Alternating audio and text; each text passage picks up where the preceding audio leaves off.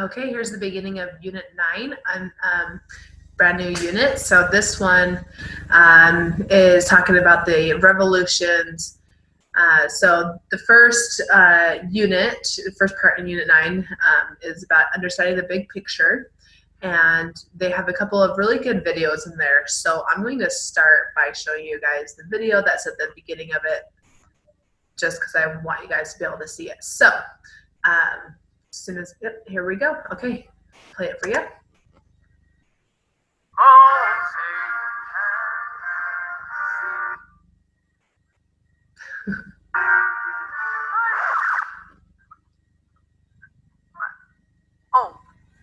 Sorry, time to start. I was just getting into character, thinking about liberty, justice, and human rights. During the 18th and 19th centuries, many people revolted against their governments, calling for democracy and greater rights under the law. It was an inspiring time. It makes me want to fight. It makes me want to sing. Oh, thank. But not everything that happened between 1750 and 1914 is appropriate to sing about. Not everything was about equal rights under the law. Imperialism also defined this era. And on that less than happy note, I welcome you to an important period in world history. A time of imperialism, nationalism, and political revolutions.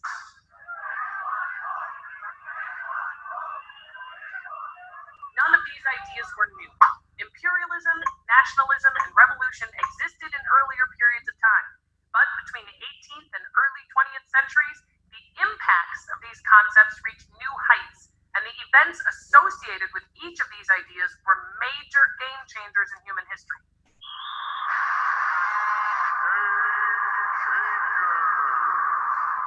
Because of imperialism, political revolutions, and nationalism during this period, people's lives were dramatically changed.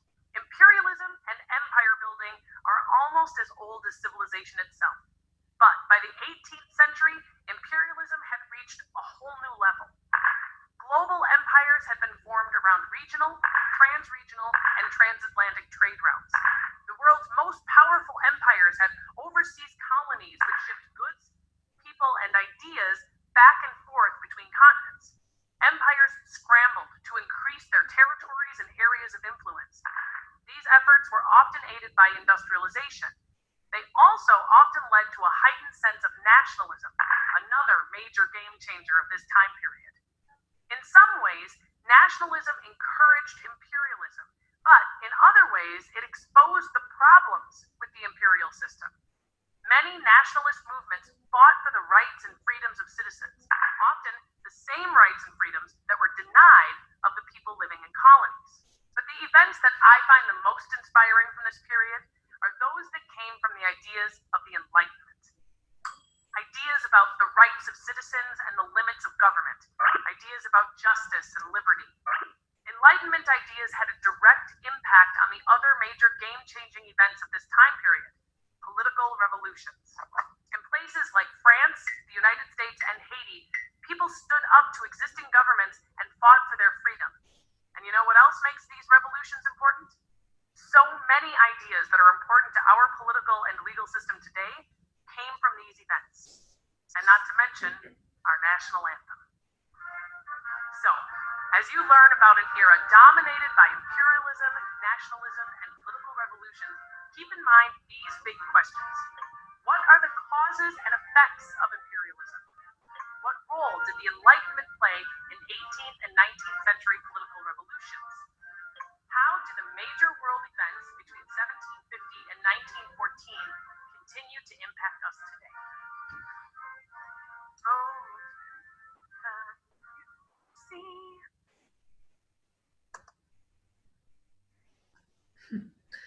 Okay, so those can get cheesy, but who cares? I thought that was really good because it kind of wraps everything up into one big piece that this unit is all about, and really the whole unit. I wanted to definitely reiterate that the Enlightenment, we've talked about the Enlightenment before, you guys have already researched about that and studied. It was humongous in causing these revolutions, okay? Basically, these Enlightenment ideals were the reasons why revolutions happened. Okay, if my eyes look red, they do because I have allergies. Rubbing my eyes all day. Sorry, guys. That's what happens. Anyways, don't look at them now. So Europe was a huge major world power at this time, not only because they were the leaders of the Industrial Revolution, but also because they were colonizing. They were getting so many resources from other places. Let's see. The reason why, and like I mentioned in that video, it wasn't a new thing to colonize, but this was a new way of colonizing because it wasn't just like, hey, let's expand to like right here and let's expand to here and we'll keep controlling as if it's one big huge country. No, this new way of colonizing was, let's get this area right here and we'll just use it for resources, but like we don't really care much about it. We'll just get its resources to use for our benefit. So it's more of like exploitation, really.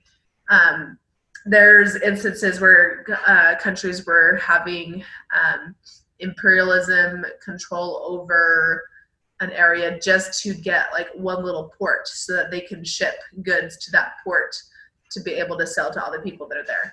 So sometimes they get control of the whole government just so they can have that one little port. So just depending on what is needed and what they are wanting will depend on how much control they actually have over other people. And that's what imperialism really is the domination over others, especially, especially when it comes to the economy, okay? The reason why people dominate other people is because of power and money, okay? They don't do it for any other reason. Those are the reasons why they dominate. So let's see, there's two waves of colonization, this new colonization. The first one was in the Americas, okay? So we know the story in the Americas. It went through North and South America, okay? We, for some reason here, like to only think that it happened just in the United States and North America. No, it happened all throughout the Americas. So that was the first wave, was the New World. And then the second wave was Africa and India. And India was done by Great Britain. Africa was colonized by basically all of the European countries. If you look at a map, the late 1800s, like 1890, you will see all these European countries dotting everywhere in Africa because they're controlling it. It's bad. So that's the second wave, okay? And the reason why they were colonizing is because they needed more resources. We just talked about industrialization in the past unit. They're making more things. If they want to be a huge major world power, they need to industrialize and have lots of products. You can't make products unless you have resources. If your country has no more resources, you have to look elsewhere. So where do we look? Oh, America. After that's all done, where do we look? Oh, Africa.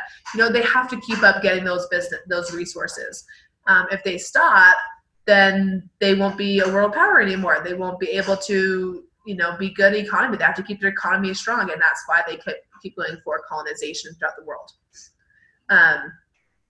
So to tell you the difference between imperialism and colonization is imperialism is the idea of domination over others. Colonization is actually putting it into practice. So imperialism is idea like, hey, we should control others. We should dominate others to get their resources. Colonization is, yeah, we are actually actively controlling others to get their resources. So that's the difference between the two. They talked about another vocab word in that introductory video, and that's nationalism. That's basically pride or love in your country and your nation. You hear the Star Spangled Banner and you start feeling happy, or you see the flag and you have a sense of pride, or you're just like, man, I am grateful to be in this country rather than another country where I would be treated worse than I am in here, which is very true in many countries. Other countries were treated the same. So nationalism, like I told you guys, just read what the definition is, and imperialism, they often go hand in hand.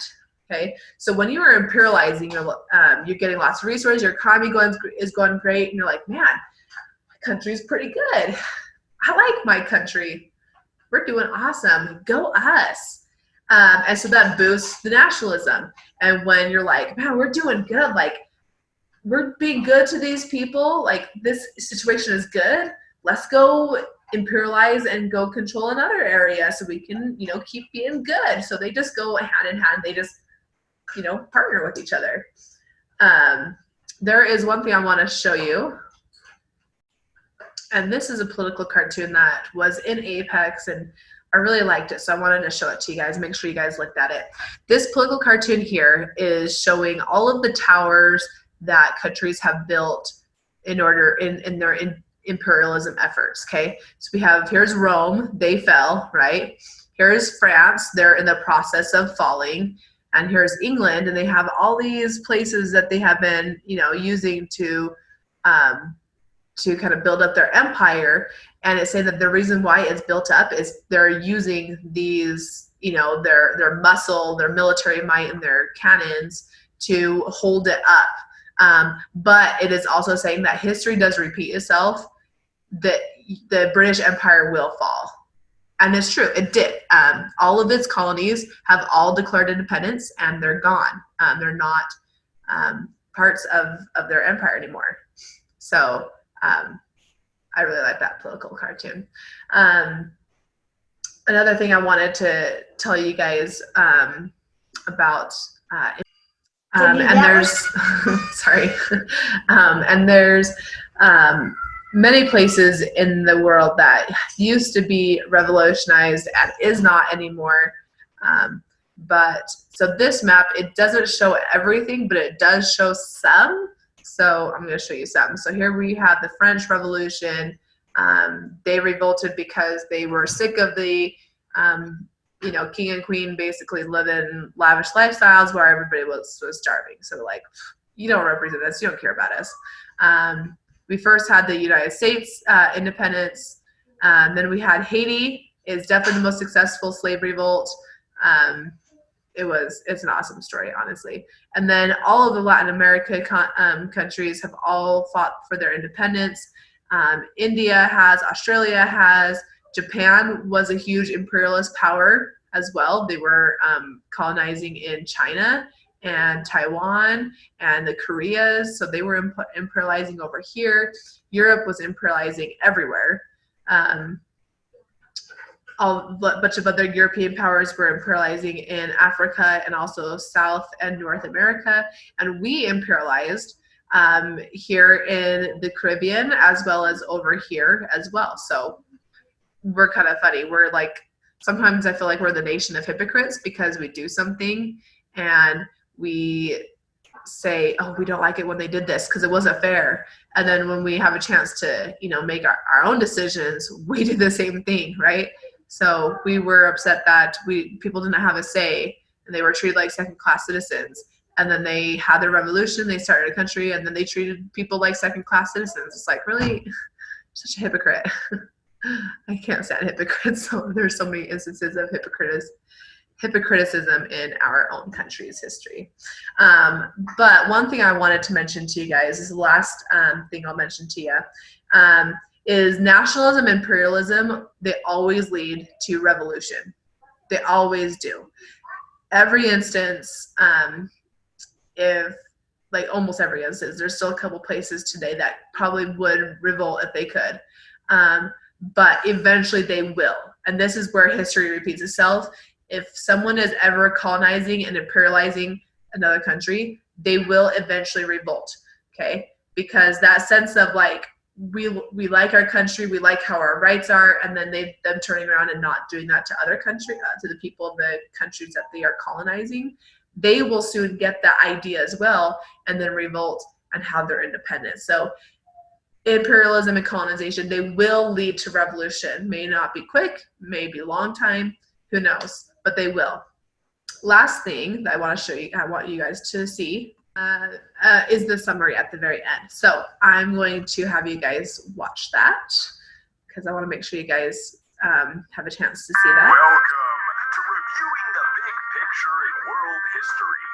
Today we'll be discussing the imperialism, nationalism, and political revolutions that took place between 1914. And here's your host. Thank you. Thank you so much. So good to see you all. So today we're going to be talking about some pretty heavy topics: imperialism, nationalism, and political revolution.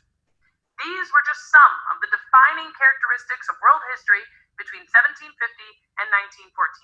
While empires certainly existed before the 18th century, imperialism and nationalism kicked into high gear during this era. Empires spread across land and sea. Simultaneously, people in many parts of the world were developing new ideas about liberty and freedom. The two things together were electric, leading to a lot of major revolutions. And when I say imperialism and revolutions were happening around the world, I mean all around the world. As you know, empires have been around a long time. But between the 18th and early 20th centuries, a few empires in particular were grabbing and snapping up areas around the world. Let's review with a map. This process of colonialism started during the Age of Exploration. The demand of goods and direct trade routes around the globe encouraged empires to set up overseas colonies. The British, Dutch, Portuguese, French, and Spanish all put a lot of effort into expanding their colonial holdings. At the same time, Japan expanding its authority in Asia. Over time, it became difficult for these empires to manage their colonies from afar, and people in places like Haiti and the United States revolted. But calls to action weren't just occurring in overseas colonies. Major changes were also taking place back home. English citizens fought to limit monarchy, while the French participated in a bloody revolution. All this activity, imperial expansion and contraction, political revolution, and the development of national pride. All these activities represent one of the major themes in world history: the building and expansion of political systems. But there's more. Revolutionary ideas about political freedom led to movements for other kinds of freedom, like women's suffrage and the abolition of slavery. And the changes resulting from these movements represent another major theme in world history: the development and expansion of cultures. Women's rights, equal rights for all, ideas of individual citizenship. So much of this has influenced our understanding of modern society. Where would we be today if people had not fought for these ideas in the past? Oh, wow. Well, that's all the time we have for this episode of... And that's all after that. So that's really great. So that's it for this section for 9.1.